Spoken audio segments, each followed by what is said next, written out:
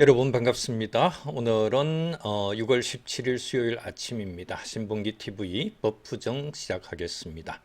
먼저 자율구독료 보내주신 박소현님은 어제도 보내주시고 오늘도 또 보내주셨습니다. 감사드립니다. 우리 방송에 대한 만족도시겠죠? 네. 1일 자율구독료 여전히 콜드블루님, 신보경님 감사드리고요. 자, 오늘은요. 국힘과 민주당 양쪽 모두 내부 전선이 상당히 크게 흔들리는 이런 상황이 벌어지고 있습니다. 이것을 한번 짚어보려고 하는데요.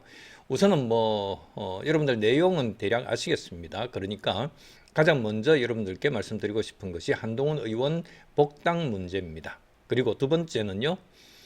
선관위 투표용지 부족 사태와 관련해서 국정조사 합의를 여야 간에 했습니다. 빨리빨리 진행해가지고 빨리 종결시키는 것이 좋겠습니다.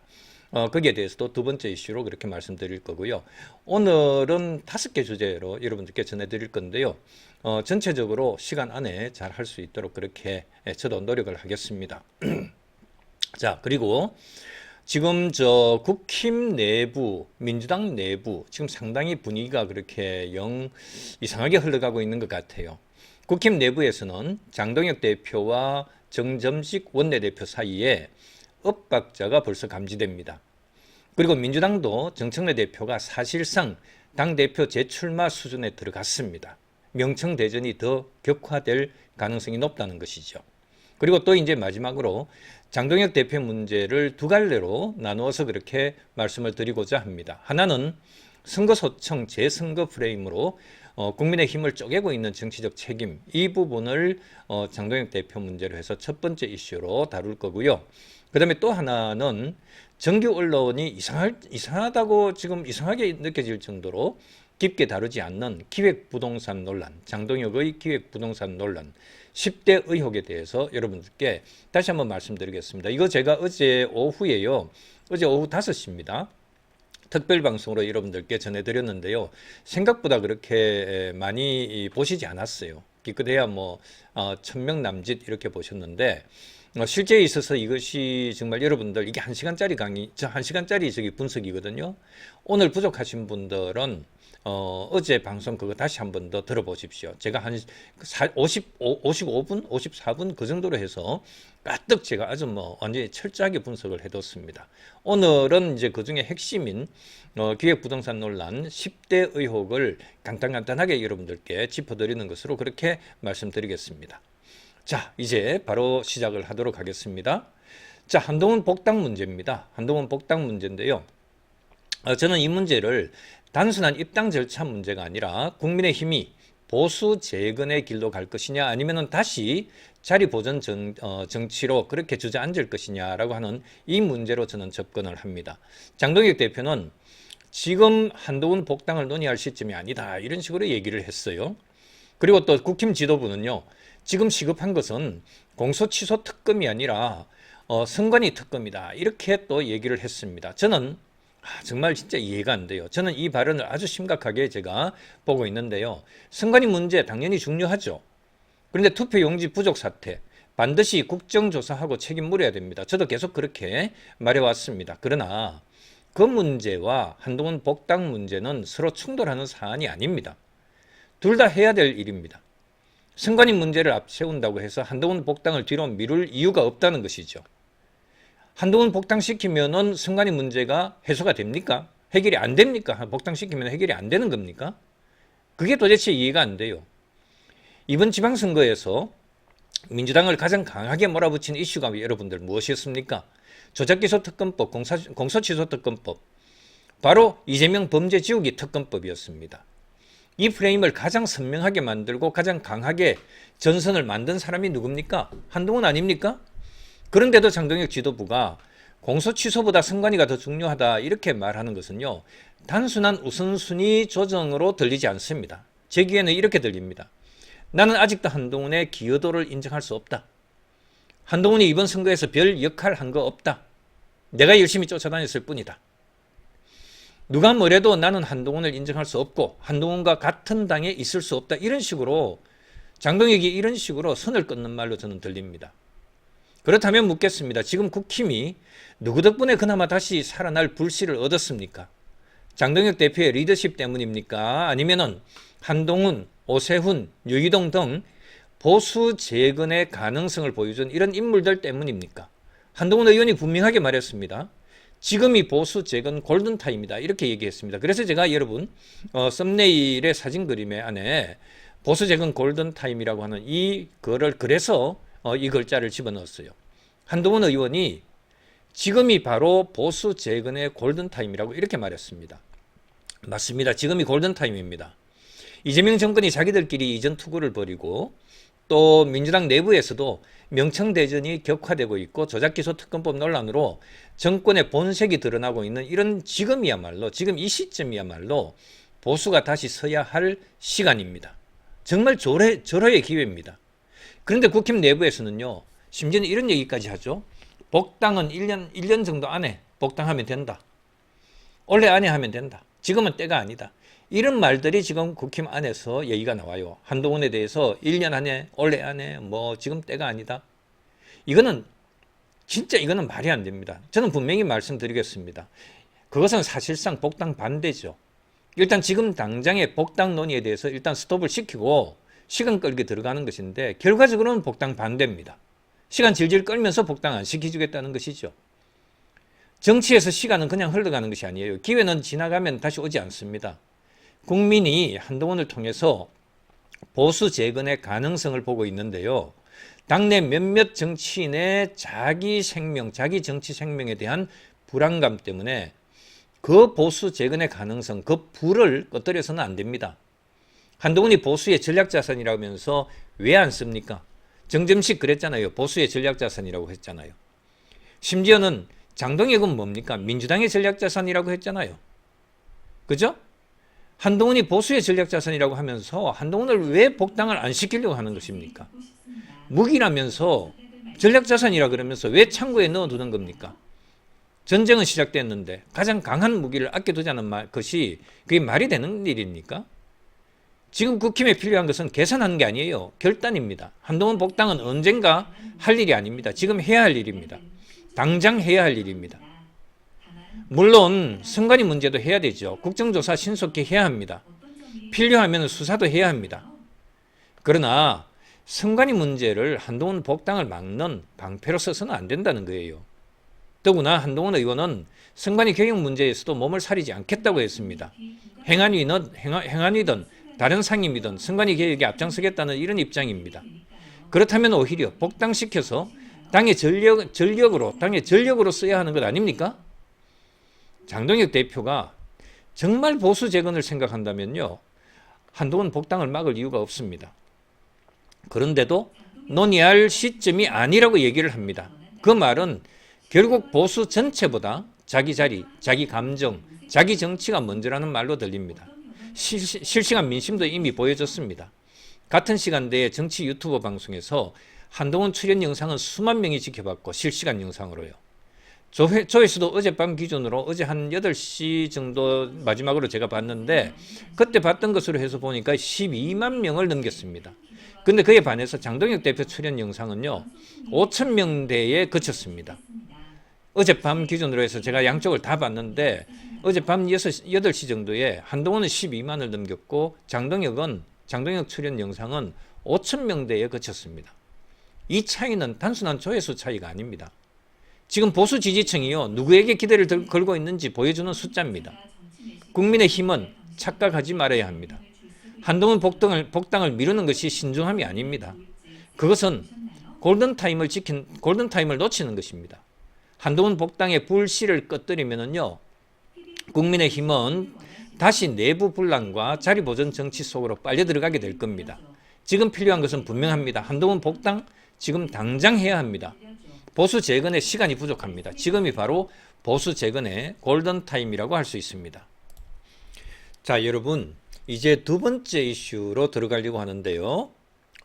선관위 국정조사 합의했죠.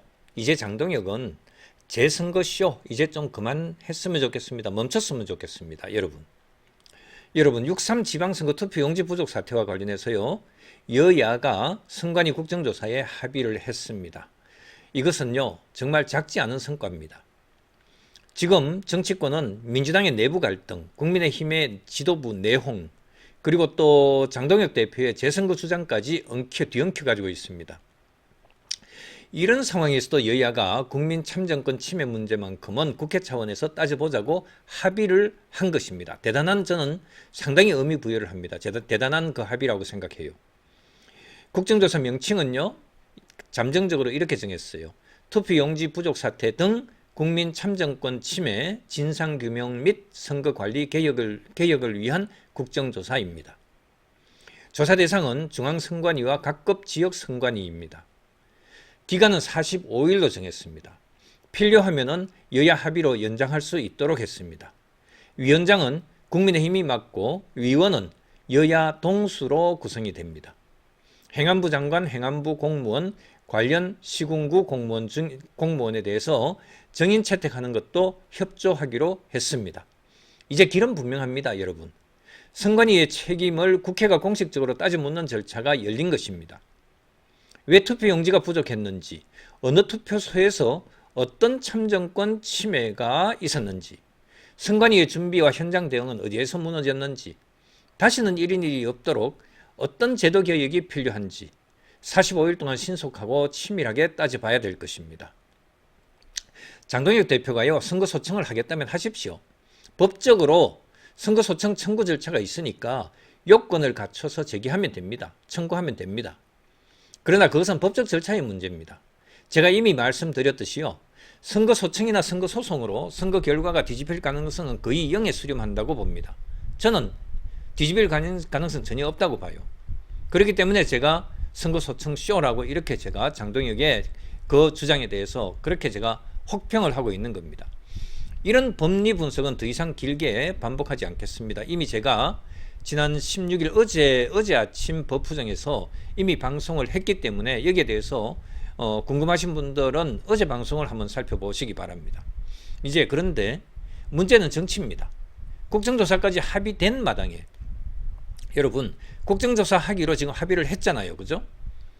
그런데 그렇게 국정조사 합의까지 한 마당에 계속 장동혁이 재선거, 부정선거, 전면 무효 프레임만 붙들고 가면은 너무 추해 보여요.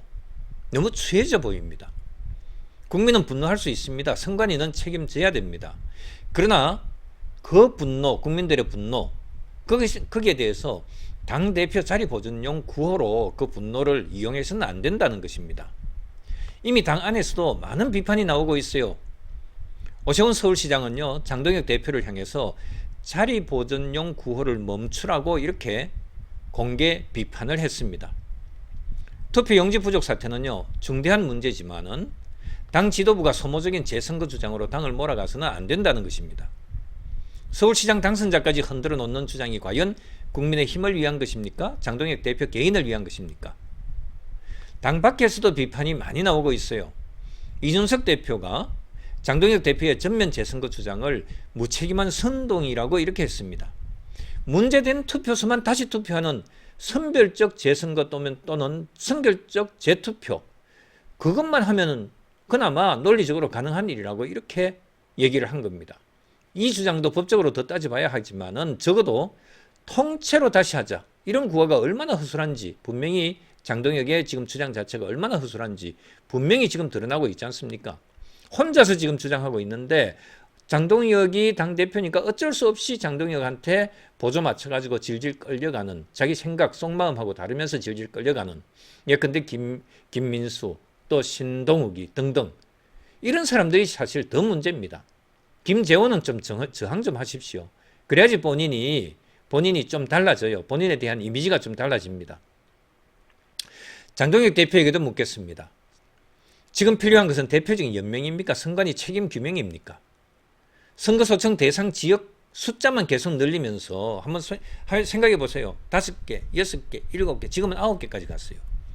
숫자만 계속 늘리면서 재선거 구호를 외치는 것이 보수 재건입니까?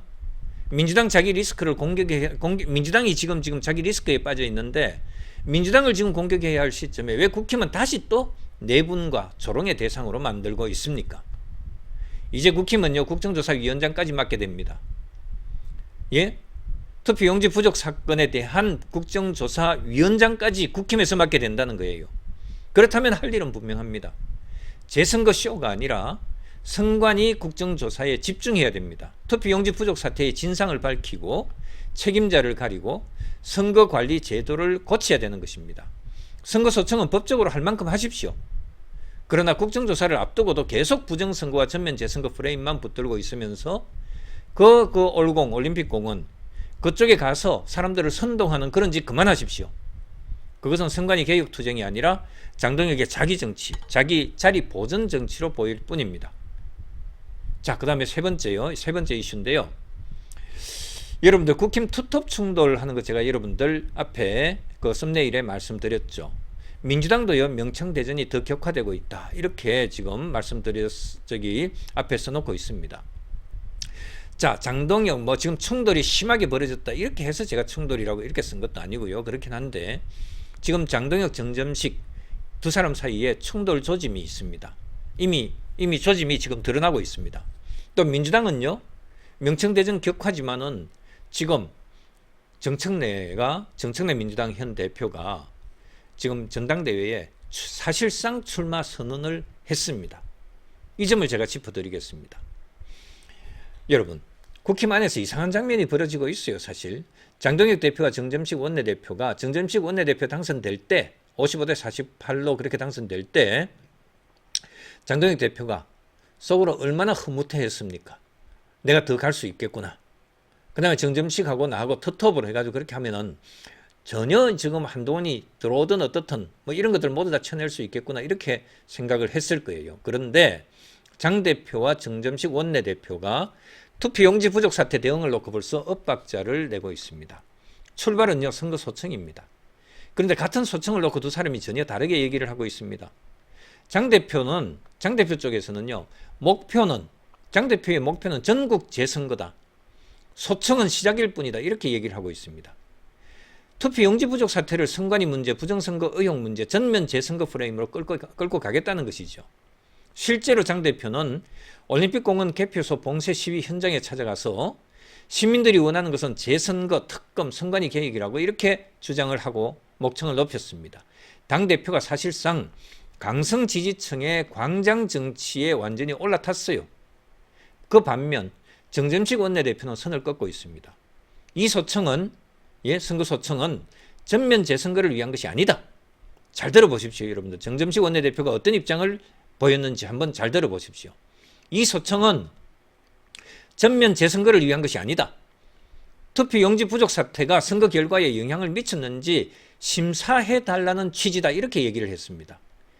이게 제대로 된 법조인 출신의 검사 출신의 그런 지금 정점식 원내대표가 훨씬 더 지금 정확한 시선을 가지고 있는 겁니다.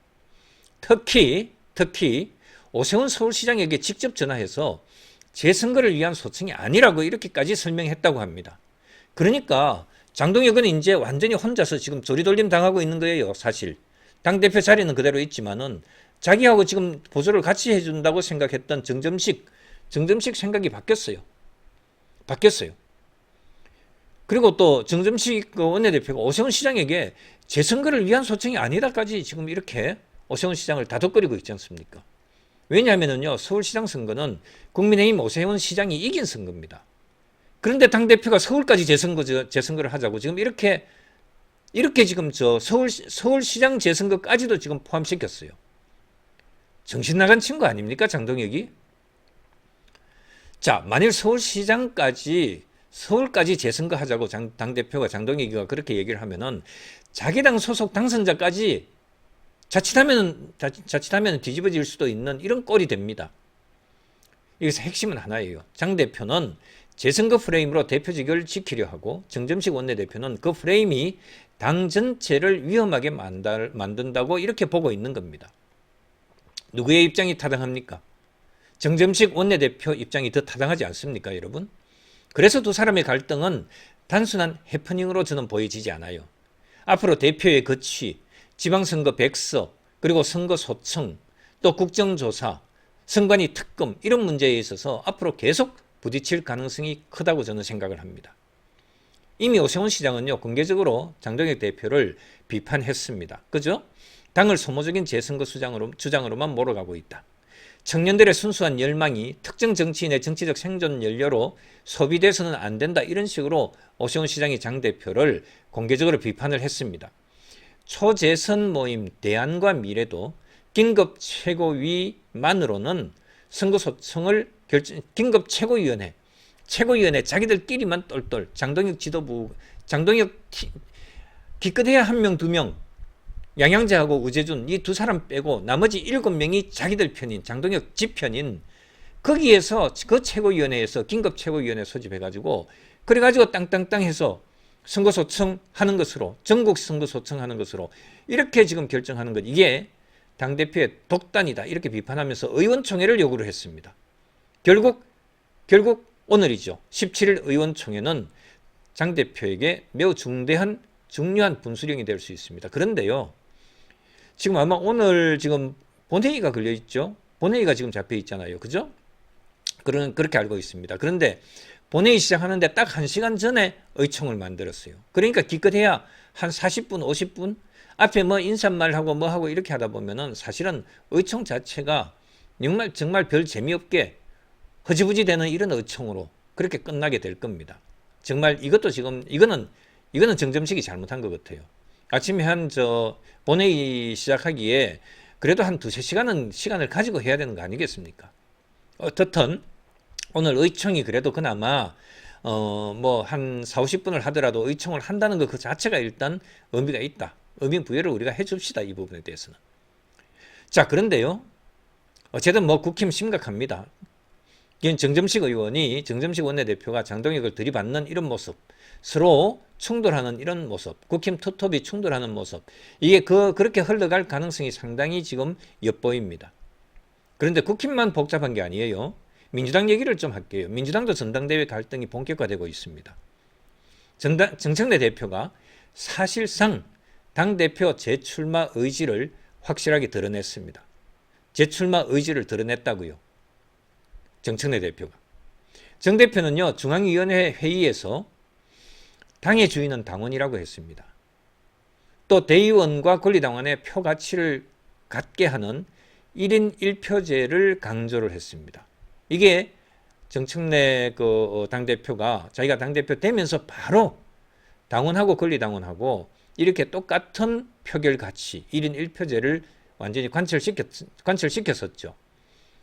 그래서 정청래 지지하는 일반 당원들이 권리당원은 정청래에게 불리하겠지만은 친명 쪽에 쏠림 현상이 있겠지만은 일반 당원들은요 정청래를 지지하는 당원들이 되게 많아요.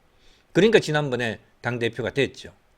그래서 1인 1표제 지금 강조를 한 이유가 바로 이것 때문입니다. 이거는 그냥 원론적인 얘기가 아니에요. 나는 당원의 힘으로 다시 승부하겠다 이런 메시지거든요. 이재명 대통령과 친명계가 정청래 대표에게 지금 불편한 신호, 즉 불출마하라. 당대표 이 정도에서 거쳐라. 출마하려면 지금 당장에 사퇴해라. 이런 식으로 지금 신호를 보내고 있습니다. 그런데 정청래 대표는 물러서지 않겠다는 태도입니다. 지금 겉으로는 대통령을 향해서 몸을 낮추고 있죠.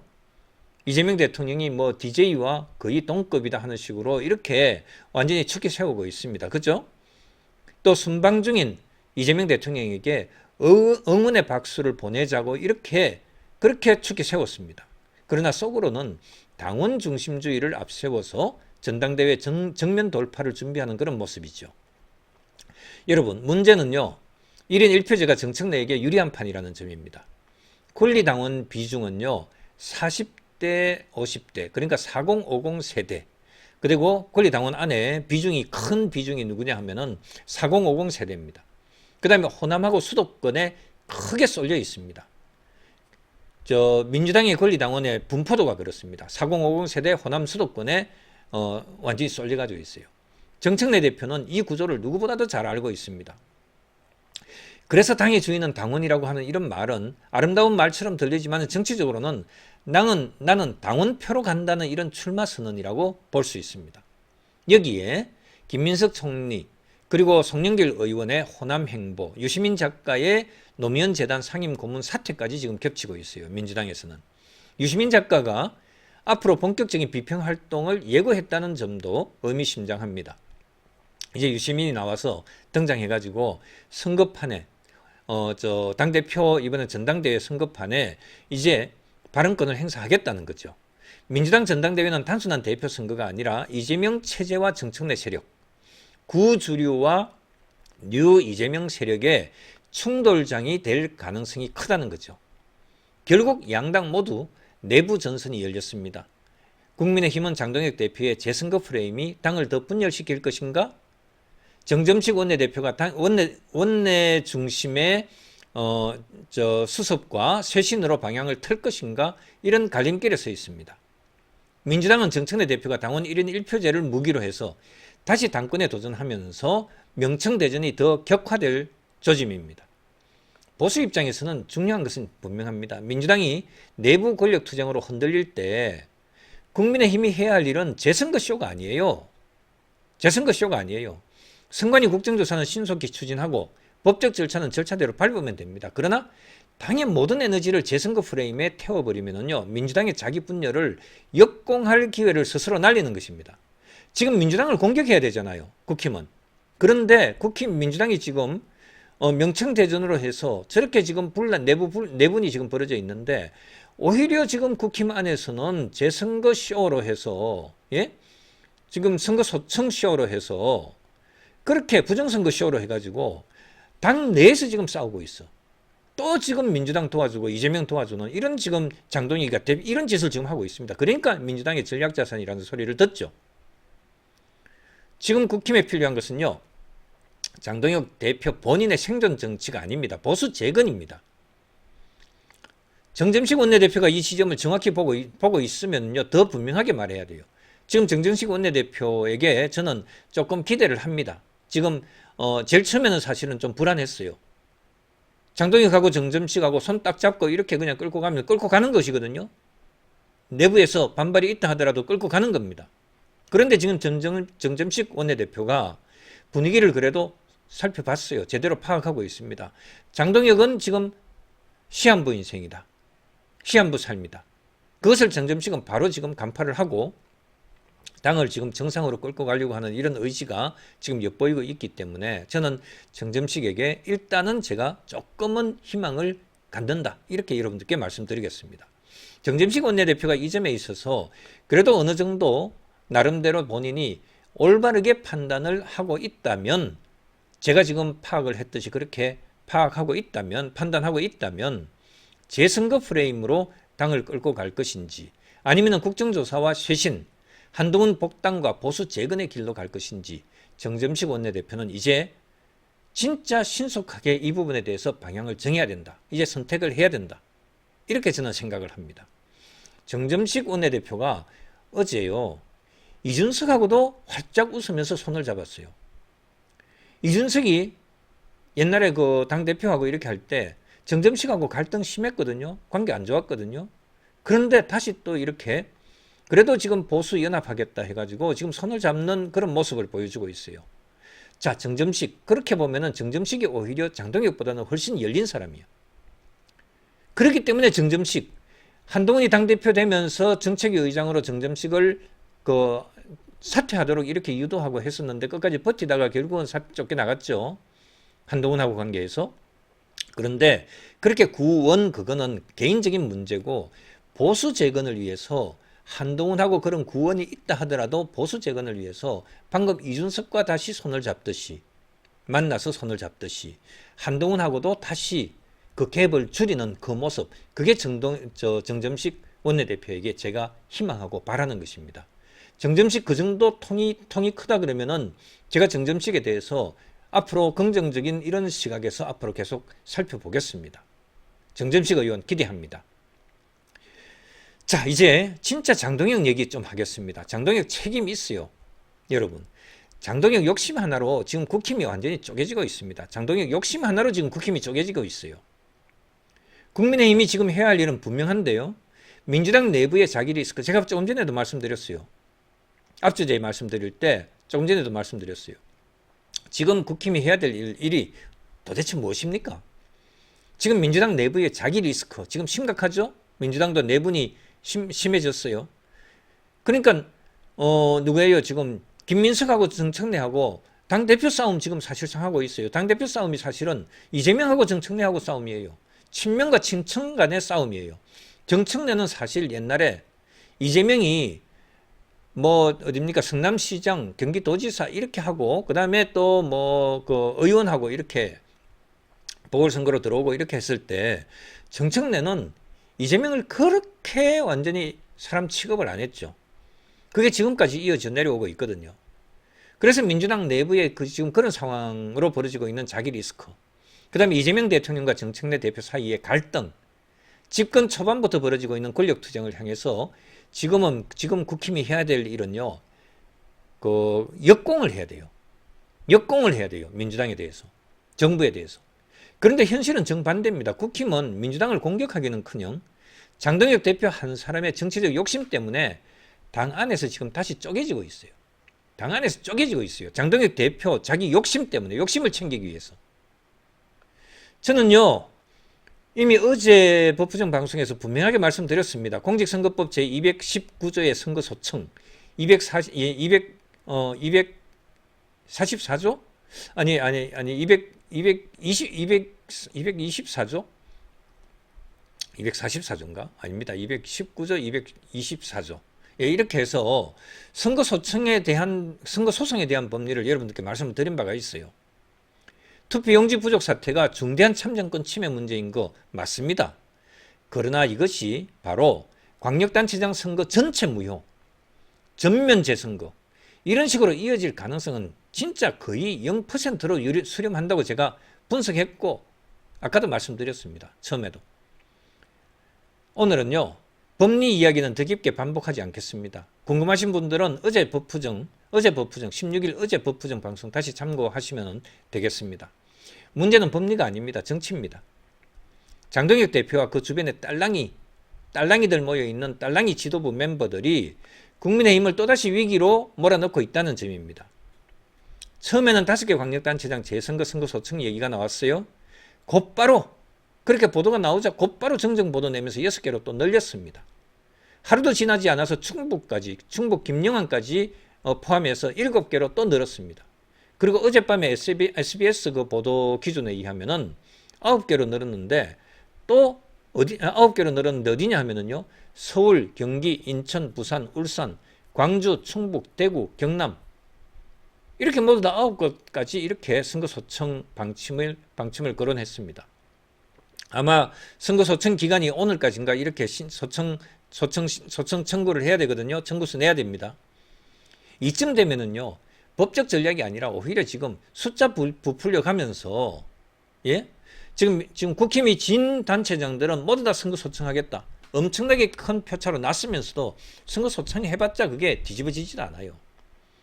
그런데 그렇다 하더라도 선거소청한다, 나도 한다 하면서 전국적으로 선거소청하는 것처럼 전국적으로 지금 재선거하는 이런 방향으로 지금 몰아가고 있는 것이 장동희 떨거지들, 그 다음에 그 장동희가 사실은, 영향력 행사해가지고 그렇게 후보자 만든 이런 사람들, 광역단체장 후보자 만든 이런 사람들이 그냥 거기에 부안해동해가지고 그렇게 같이 그냥 숫자 부풀리게 동참하는 거예요. 이 정말 정신 나간 인간들이에요, 정말. 성산이 있어서 가는 길이 아니라 당대표 자리 보존을 위해서 판을 키우고 있는 그런 지금 모습입니다. 그러니까 당내에서 그냥 있겠습니까?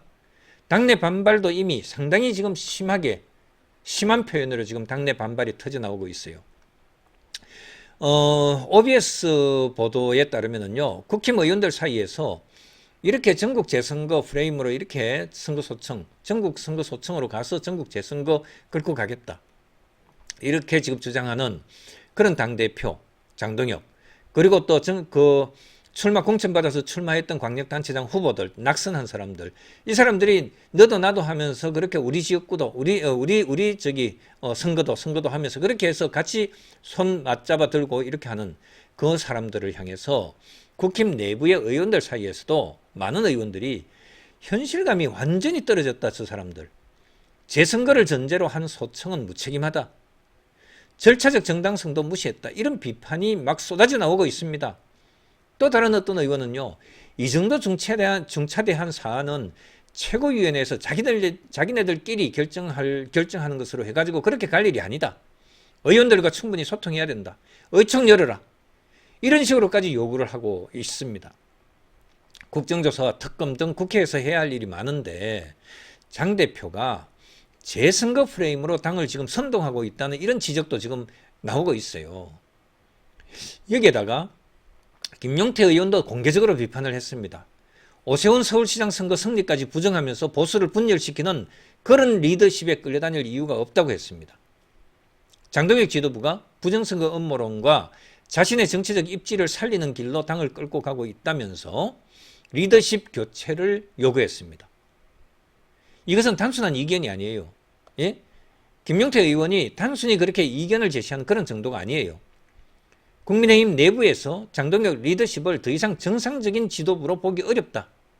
이렇게 지금 그런 사인이 지금 막 그냥 시그널이 그냥 막 나오고 있는 겁니다.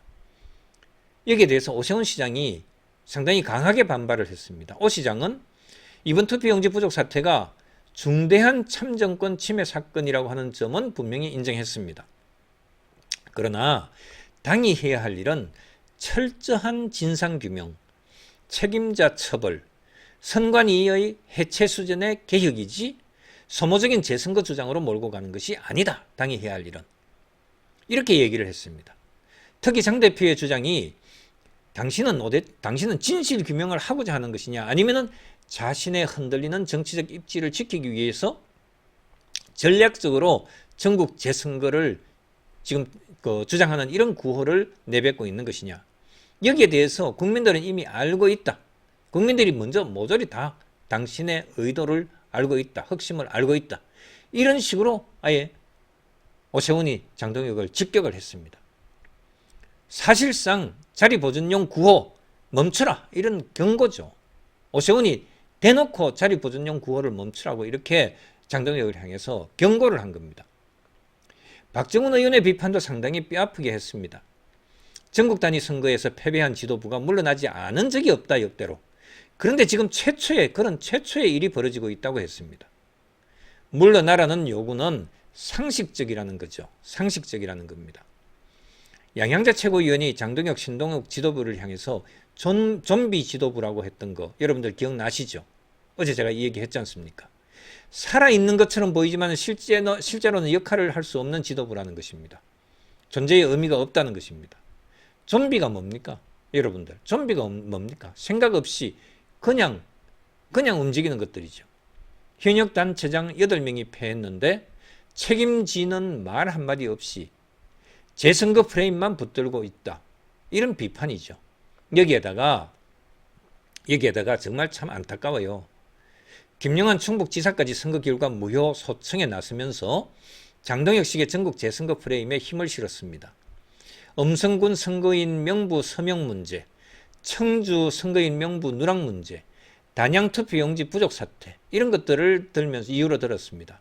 물론 이런 사안들은 반드시 조사해야 될 사안이긴 해요. 그러나 그것이 바로 충북 도지사 선거 전체 무효로 이어진다는 것은 별개의 문제입니다. 이거 뒤집어질 가능성 전혀 없어요.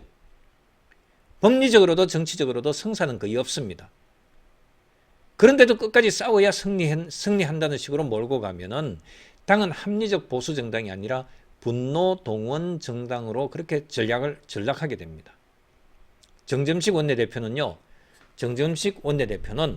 참정권 회복이 최우선이다. 정치적으로 이렇게 문제 풀어가려고 하는 거 이것은 지금 이 시점에는 타당하지 않다. 이렇게 설명했습니다. 선거 소청을 제기해 놓아야 국정조사나 특검을 통해서 진상규명이 이루어졌을 때 액션이 가능하다는 이런 논리도 폈습니다. 그러니까 장동혁을 무작정 그냥 장동혁을 이상한 사람으로 몰아간다 이런 식으로 하기는 정점식은 본인의 입장도 있으니까 일단 선거 소청 제기하는 것에 대해서는 그래도 그냥 일단 놔두자라고 하는 것으로 그렇게 일단 무마했습니다. 그러나 선거 소청을 제기해야지 국정조사나 특검 통해서 진상규명이 이루어진다. 그래야지 액션이 가능하다. 이 말 자체도 사실은 설득력이 없어요. 진상규명과 책임자 처벌은 선거 소청 없이도 얼마든지 할 수 있습니다. 선관위 개혁도 얼마든지 할 수 있습니다. 선거 소청 없이도 얼마든지 할 수 있어요. 문제 투표소, 문제 있는 투표소 단위의 위법성 조사도 선거 소청 없이도 얼마든지 할 수 있다는 얘기예요.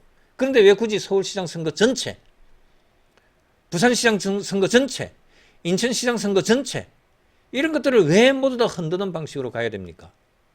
결국 본질은 하나예요. 장동혁 대표가 물러나지 않으려고 하는 것입니다. 선거 패배 책임론을 선관위 책임론으로 뒤집고 지도부 사퇴 요구를 전국 재선거 투쟁으로 덮으려는 것입니다. 눈에 빤히 보입니다. 그런데 이런 방식은 국힘을 살리는 길이 아니라는 게 문제예요. 오히려 민주당의 자기 분열을 공격을 해야 될 아주 절호의 국면에서 국힘 스스로 내부 분열을 키우는 자해 정치를 하고 있는 겁니다. 국힘은 지금 장동혁이 중심으로 해서 자기 생명, 자기 정치 생명줄 연장하기 위해서 국민의힘 정당이라고 하는 것에 내부 분열을 키워가면서 자기 정치, 자해 정치를 하고 있는 것입니다. 여러분들 어떻게 생각하세요? 장동혁 대표에게 묻겠습니다. 정말 국민의 참정권을 걱정해서 지금 이런 짓을 하고 있는 겁니까? 그렇다면 국정조사 특검, 책임자 처벌, 선관위 개혁에 오히려 집중하십시오. 정말 보수의 미래를 걱정합니까? 그렇다면요, 패배 책임을 인정하고 물러나십시오. 지금 필요한 것은요, 전국 재선거 구호가 아닙니다. 장동혁 지도부의 퇴장입니다. 국민의힘은 장동혁 개인의 생존 무대가 아니에요. 보수 재건의 공당입니다. 보수 재건을 위한 국민의 정당이에요.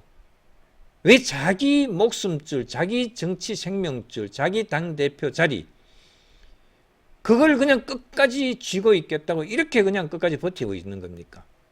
도대체 이해가 안 되고, 지금 이렇게 버티는 것 그 자체가 올바른 정신으로는 지금 이렇게 버티는 것 자체가 도무지 이해가 안 돼요. 도무지 이해가 안 돼요.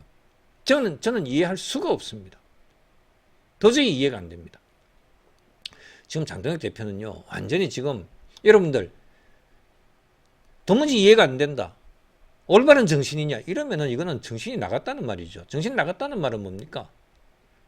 미쳤다는 말 아니에요? 거꾸로 다른 말로 표현하면은. 제가 미쳤다는 말 표현은 안 쓰겠어요. 그러나 지금 좀 병원에 좀 가봐야 될 사람이야, 장동혁은.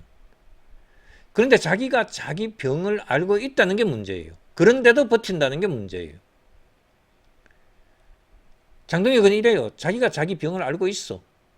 그런데 자기가 병을 알고 있어. 그런데 병원 가면은 어떤 얘기 할 것인지 뻔히 알고 있어. 그런데 그것하고 그 다음에 자기가 당대표를 딱 놓는 순간에 자기는 완전히 그냥 밑바닥 인생이 돼버린다. 앞으로 정치 재개 못한다. 이것하고 생각하니까 자기가 정신 나갔다는 소리 듣는 한이 있더라도 자리를 끝까지 지키려고 하는 이 생각이 훨씬 더 마음의 비중이 크다는 거죠. 그러니까 지금 이런 짓을 하고 있는 거죠. 수단 방법 안 가리고. 장동혁 대표 물러나십시오. 그게 지금 보수 재건을 위한 공당으로서의 역할이고, 공당의 당대표라고 하는 알량한 그 자리, 그것을 유지하고 있는 장동혁 대표 본인이 지금 당장에 해야 될 일입니다. 자, 이런 의미에서요, 어제 오후 5시에 특별 방송 했었습니다. 그죠? 장동혁의 기획부동산 논란 10대 의혹을 어제 55분 정도 해서 그렇게 상당히 방대한 분량의 그 장동혁 기획부동산 논란 10대 의혹, 이렇게 제목으로 해서 그렇게 어제 방송을 보낸 바가 있습니다. 그런데 이전까지만 하더라도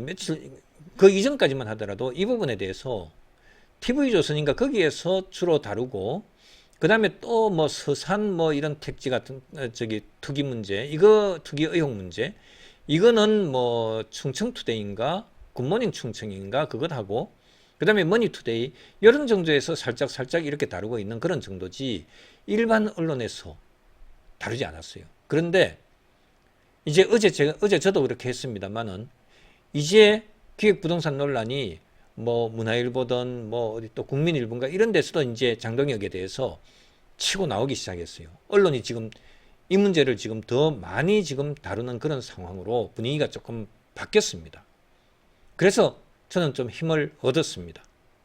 장동혁 기획부동산 논란 10대 의혹, 어제 방송했던 그것을 보충해서요, 어제 못 본 분들이 참 많아요. 그래서 제가 오늘 이 부분에 대해서 정리를 좀 해드리겠습니다. 자, 확실하게 제가 정리를 해드릴게요. 부족한 부분은 여러분들이 방송에서 다시 보십시오. 어제 방송으로 가셔가지고 바로 앞에 있는 영상이니까요. 그 목록 쭉 보면은 바로 직전에 있는 영상이니까 그거 보시면 됩니다.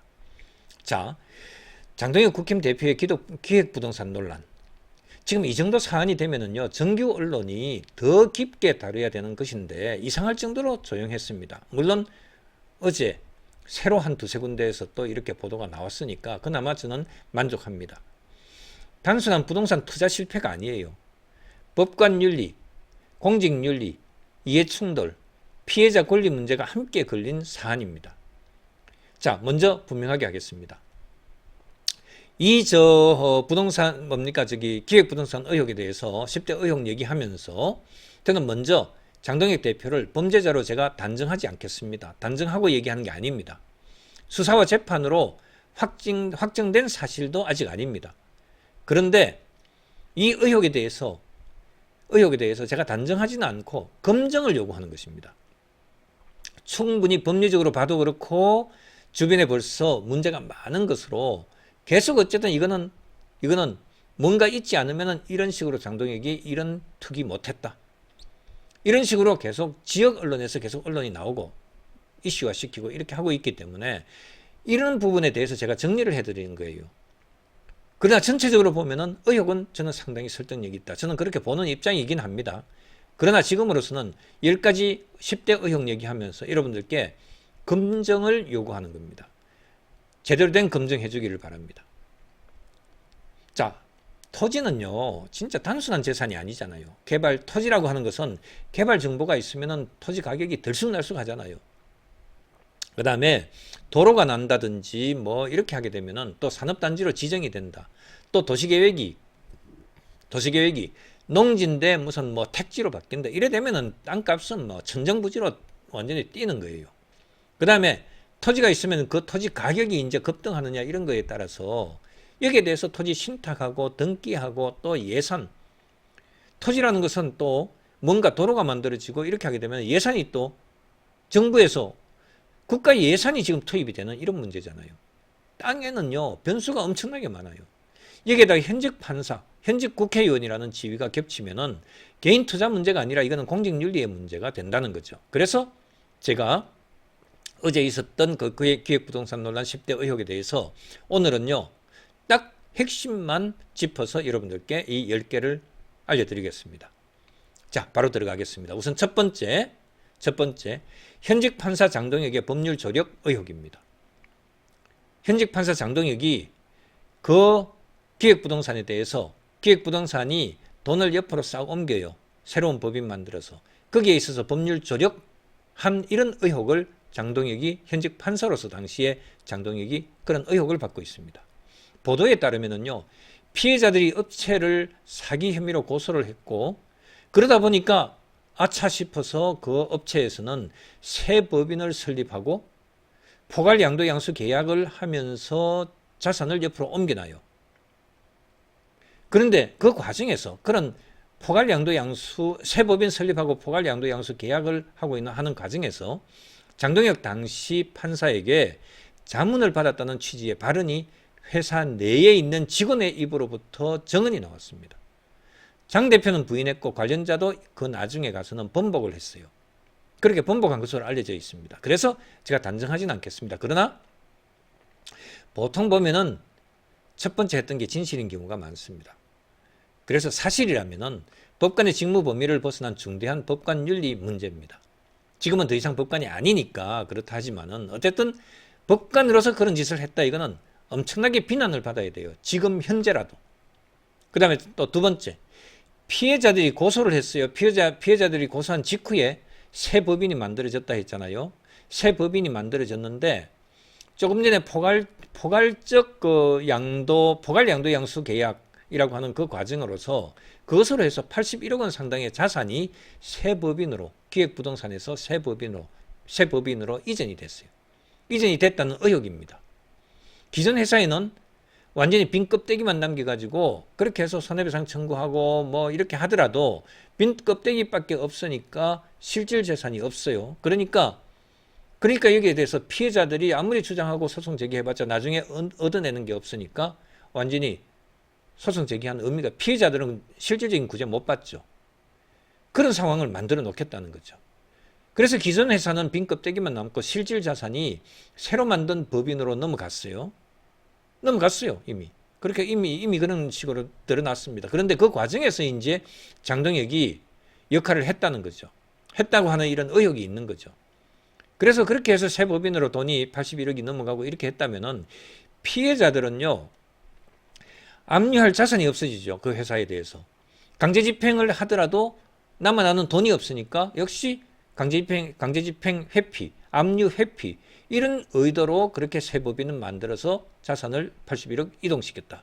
이렇게 의심을 지금 살 수밖에 없잖아요.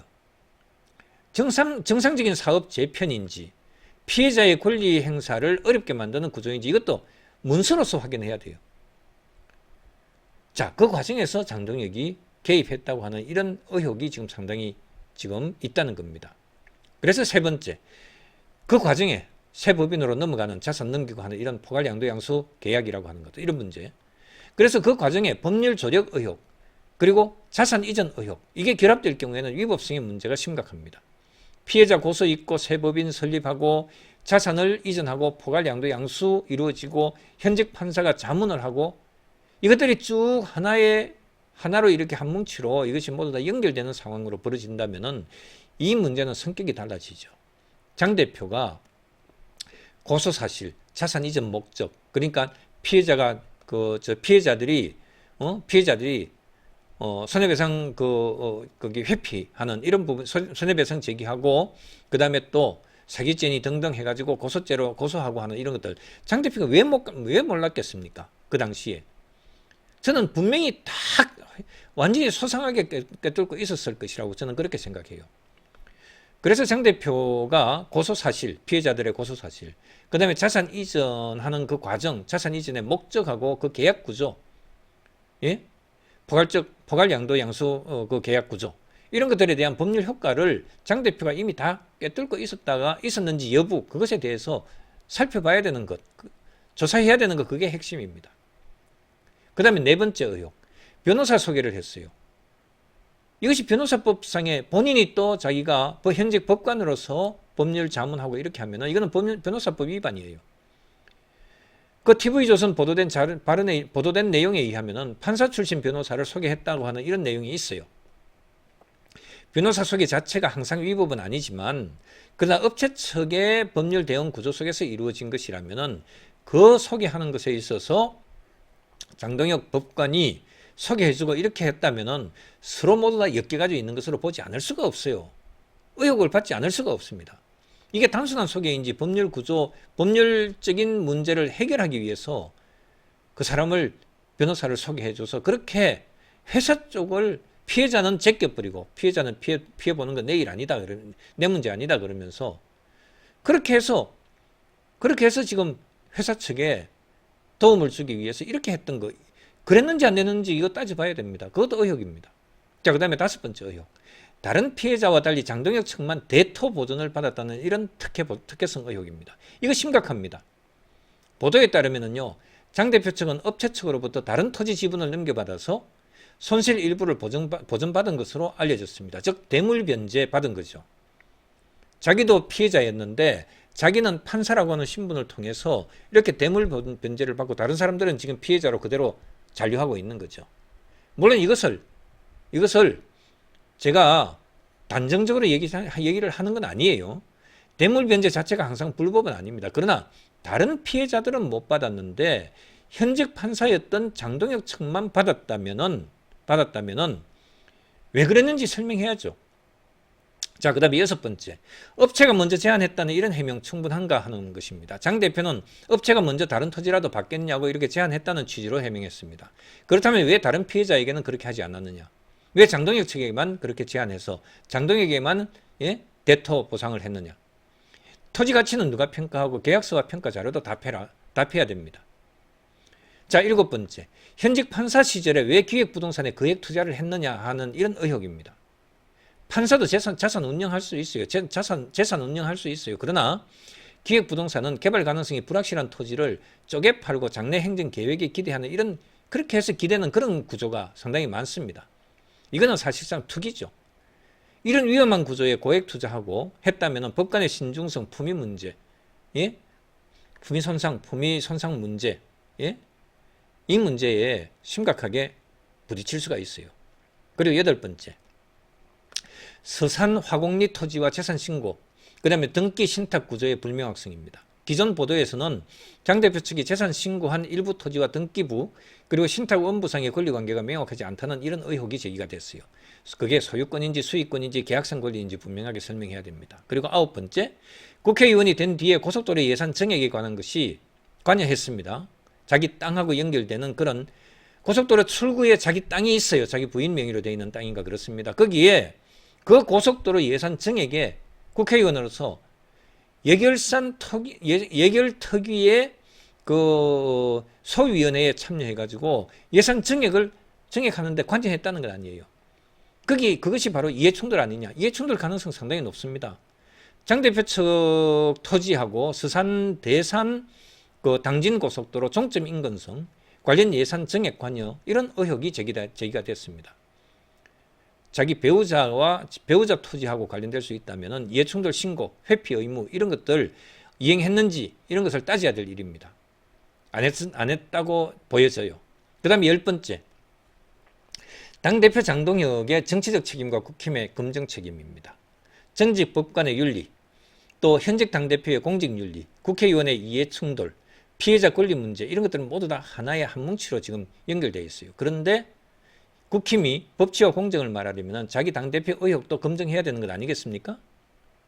자, 다시 말씀드리겠습니다. 저는 장 대표의 이 범죄 행위라고 이렇게 단정하지는 않겠습니다. 억울할 수도 있어요. 정당한 채권 회수였을 수도 있고 법률 조력은 없었을 수도 있고 자산 이전도 자기가 관여하지 않고 정상적인 사업 재편이었다. 이렇게 볼 수도 있어요. 그러나 그리고 또 고속도로 예산 증액한 거 이런 것도 정당한 자기 지역의 SOC 그렇게 예산 증액한 거 이런 정당한 지역 의정 활동이었을 수도 있습니다. 그렇다면 해명은 간단해요. 문서로 답하면 돼요. 문서로 해서 나는 관계없다 그것하고 이렇게 보여주면 됩니다. 투자계약서, 대토계약서, 토지평가자료, 등기부, 신탁원부, 포괄양도양수 계약서 그리고 연락 내역 또 카톡 내용 회사 임원진하고 그 다음에 변호사 소개 여부 예산 증액하는데 서면 질의했던 거, 이해충돌 신고, 회피 여부 이런 것들에 대해서 본인이 공개하면 돼요. 법치라고 하는 것은요. 남에게만 들이대는 칼이 아니다. 이 말 제가 어제 마지막에 강조를 했었어요. 특별방송에서도 강조를 했었습니다. 장동혁 대표가 법치를 말해왔다면요. 자기 본인의 의혹에 대해서도 법치의 상식으로 답변을 해야 됩니다. 국힘도 덮어서는 안 됩니다. 독립적 진상조사와 문서 검증이 필요합니다. 자, 오늘 법부정에서는 이렇게 정리하겠습니다. 기획부동산 논란 10대 의혹에 대해서 이렇게 정리하겠습니다.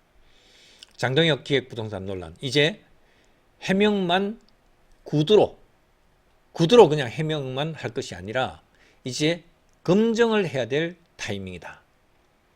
진실은 말로써 아니다 관여하지 않았다 참여하지 않았다 그 사람들하고 연락 전혀 없었다 나도 몰랐다 말로써 그렇게 때울 일이 아니라 문서에 모든 것이 다 들어 있습니다. 진실은 문서에 들어 있습니다. 그리고 토지는요 거짓말하지 않습니다. 자, 이런 내용들요 더 상세한 내용이 진짜 궁금하신 분들은 어제 오후 5시에 지금 방송을 보냈던 바로 그 특별방송 뭐였습니까?